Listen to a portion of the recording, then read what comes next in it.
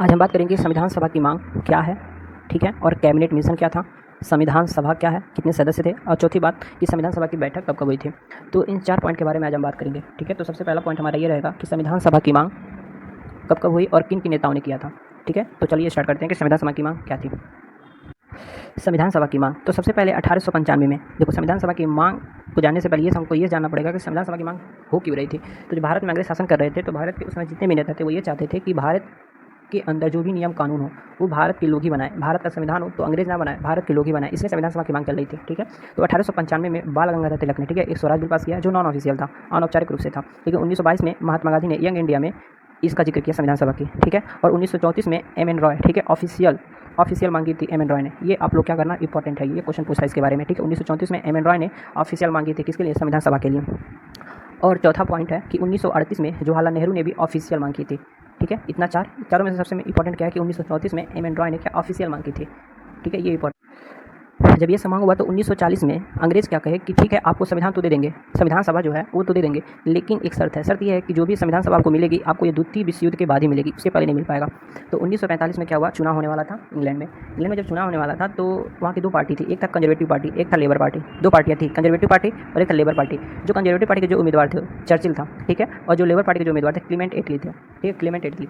चुनाव के पहले ही क्लीमेंट एटली ने भारत के नागरिकों को यह कह दिया था कि यदि मैं इंग्लैंड जीत गया, ठीक है, यदि मैं चुनाव जीत गया तो आपको संविधान सभा दे देंगे। और यहाँ तक भी कहा था कि हम भारत को आज़ाद कर देंगे। क्लीमेंट एटली ने चुनाव जीतने से पहले ही कर दिया था। और 1945 में जब चुनाव हुआ तो क्लीमेंट एटली क्या हुए, जीत गए, ये चुनाव जीत गए। और क्लीमेंट एटली ने ही भारत में एक कैबिनेट मिशन भेजा। जो कैबिनेट मिशन क्या था कि अपने ही 3 मंत्री को भेजा, कहाँ, दिल्ली में, जिसे हम कैबिनेट मिशन बोलते हैं। जब क्लीमेंट एटली जीत गए तो अब 3 मंत्री भेजे, ठीक है, 3 मंत्री भेजे जिसे हम कैबिनेट मिशन कहते हैं। ये कब हुआ, दिल्ली। ये दिल्ली आए कब आए, 24 मार्च 1946 को। कब आए थे, 24 मार्च 1946 को ये दिल्ली आए, ठीक है। 3 नेता थे, वहाँ के 3 मंत्री थे, जिसे हम याद कर सकते हैं PAS पास करके। पी से कौन थे, पैथिक लॉरेंस था। कौन था, पी से पैथिक लॉरेंस, जो भारत मंत्री, वहाँ के भारत मंत्री थे, ठीक है। और एक थे AB अलेक्जेंडर, ए से AB अलेक्जेंडर, जो वहाँ के नेवी मंत्री थे। और तीसरा थे स्टैफोर्ड क्रिप्स। कौन थे, स्टैफोर्ड क्रिप्स, जो वहाँ के व्यापार मंत्री थे। ये 3 मंत्री कहाँ है, भारत है। कब आए, 24 मार्च 1946 को, ठीक है। ये पास एक ट्रिक है, याद कर लीजिए, PAS, पी से पैथिक लॉरेंस, ए से AB अलेक्जेंडर, एस से स्टैफोर्ड क्रिप्स।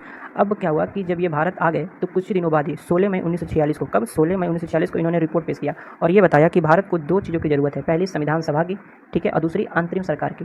तो संविधान सभा की इन्होंने रिपोर्ट में क्या बताया कि 2 चीज़ों की ज़रूरत है, संविधान सभा की और अंतरिम सरकार की, ठीक है। संविधान सभा के बारे में बात करेंगे। तो संविधान सभा के कुल सदस्यों की संख्या 389 थी। इसका जो चुनाव हुआ था अप्रत्यक्ष तरीके से हुआ था। जो इस समय राष्ट्रपति का जो चुनाव होता है ना अप्रत्यक्ष तरीके से, वैसे ही उस समय संविधान सभा के जितने भी सदस्य थे उनका चुनाव कैसे हुआ था, अप्रत्यक्ष तरीके से हुआ था। अब उनका चुनाव वोटिंग कौन किया, तो जो प्रांतीय विधानसभा के सदस्य थे उनके द्वारा वोटिंग किया गया था सदस्यों को चुनने के लिए।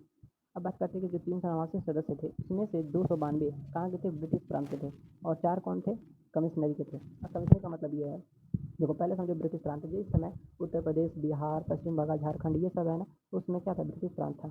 और के का मतलब है कि कमिश्नरी। कमिश्नरी इस समय बात करते हैं यूनियन टेरिटरी, जो केंद्र शासित प्रदेश है, जैसे दिल्ली है, पौंडीचेरी है, इसी तरह उस समय था। तो उस समय 4 क्या था, कमिश्नरी था।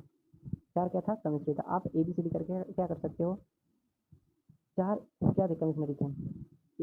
ए फॉर अजमेर था, B फॉर बलूचिस्तान था, C फॉर कुर्ग था, और डी फॉर दिल्ली था, ठीक है। और 93 क्या थे, देशी रियासतें थे। देशी रियासत का मतलब है कि वो स्थान जहाँ पे राजा शासन करते थे। 93 देशी रियासतें थे। 93 देशी रियासत का मतलब यह है कि जो राजा थे वो 93 सदस्य को मनोनीत करके भेजे थे, ठीक है। देखो 389 में 292 प्लस 4 जो ये है ना, ये निर्वाचित सदस्य थे, इनका निर्वाचन हुआ था। जो प्रांतीय विधानसभा के जितने भी सदस्य थे इनके द्वारा वोटिंग करके ये इतने लोग क्या हुए थे, निर्वाचित हुए थे, ये सदस्य हुए थे। लेकिन जो ये 93 सदस्य आपको दिखाई दे रहे हैं ये राजा के द्वारा मनोनीत किए गए थे। अब 389 की बात करें, 389 में जो 15 महिला थी, कितनी महिला थी, 15 महिला थी। और 15 में यूपी के कितनी थी, 5 महिला थी। यूपी की कितनी थी, 5 महिला थी। अब 15 में से एकमात्र मुस्लिम महिला थी जिनका नाम था बेगम इजाज रसूल, ठीक है। और शेड्यूल कास्ट की बात करें तो 26, और EST की बात करें तो 33 सदस्य थे।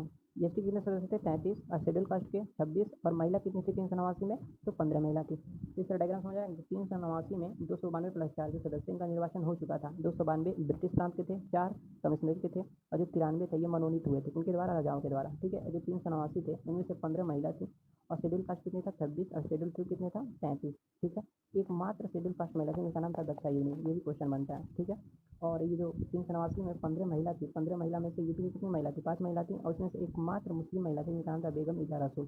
ठीक है, इतना समझ आया। और आगे अब विभाजन के बाद क्या होता है, देखो जब 1947 में विभाजन हुआ तो मात्र 299 सदस्य बचे और सब पाकिस्तान चले गए थे। 299 सदस्य बचे थे।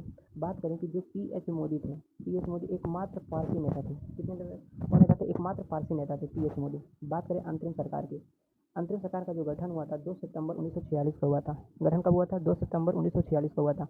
यदि बात करें अंतरिम सरकार के अध्यक्ष की तो वायसराय वेवेल थे। अध्यक्ष कौन थे, वायसराय वेवेल थे। और उपाध्यक्ष की बात करें तो जवाहरलाल नेहरू थे। ठीक है, कब कब हुई थी। ठीक है, तो सबसे पहली बैठक जो हुआ था, सबसे पहला बैठक ये आपको 9 दिसंबर 1946 को हुआ था। कब हुआ था, 9 दिसंबर 1946 को।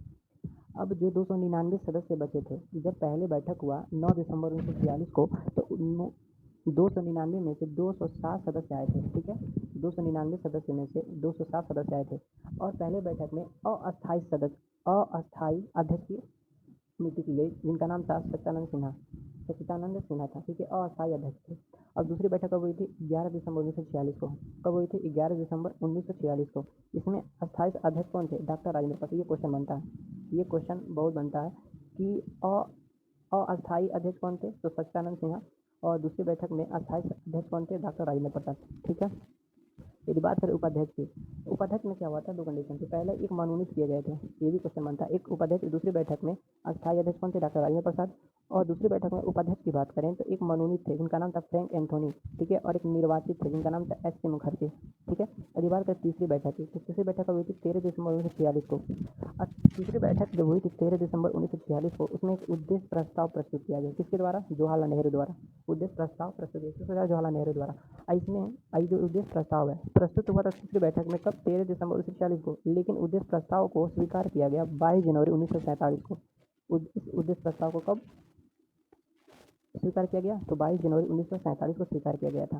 ठीक है, यही उद्देश्य प्रस्ताव आगे चल के जो इसमें प्रस्तावना लोग पढ़ते हैं ना, यही है आगे चल के यही उद्देश्य प्रस्ताव। बैठक हुई थी 9, पहले बैठक कब हुई थी 9 को, और दूसरी 11 और तीसरी 13। देखो 2 का गैप है, 9 11 13, 9 बजे जोड़ दो, 11 11 में 13। तो 9 दिसंबर 1946, 11 दिसंबर 1946, 13 दिसंबर 1946। जो 9 दिसंबर इसमें से 299 से 207 आए थे, और अस्थायी अध्यक्ष कौन थे इसमें आपके सच्चिदानंद सिन्हा थे। ठीक है, यदि बात, तो आज हम संविधान सभा की मांग के बारे में पढ़े हैं, कैबिनेट मिशन क्या होता है, कब भारत में है इसके बारे में पढ़े, संविधान सभा में कितने सदस्य थे इसके बारे में पढ़े, और संविधान सभा की बैठक कब हुई।